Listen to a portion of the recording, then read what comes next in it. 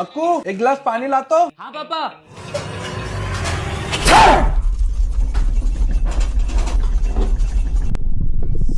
भूकंप भागो। अरे क्या हो रहा? ब्रेकिंग न्यूज, इंदौर शहर में भारी भूकंप का झटका महसूस हुआ। सूत्रों के अनुसार ये अभी तक का सबसे बड़ा भूकंप का झटका है। मम्मी बेटा भूकंप, भागो जल्दी भागो, बिल्डिंग गिर रही है।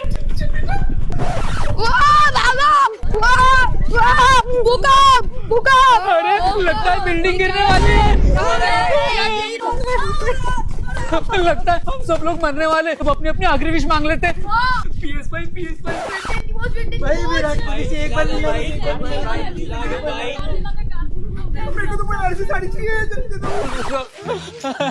अरे क्या हुआ, इतनी चिल्ला चोट क्यों हो रही है? पापा बिल्डिंग गिरने वाली है, भूकंप आया है। भूकंप भूकंप कहाँ? अरे पापा वो ऊपर।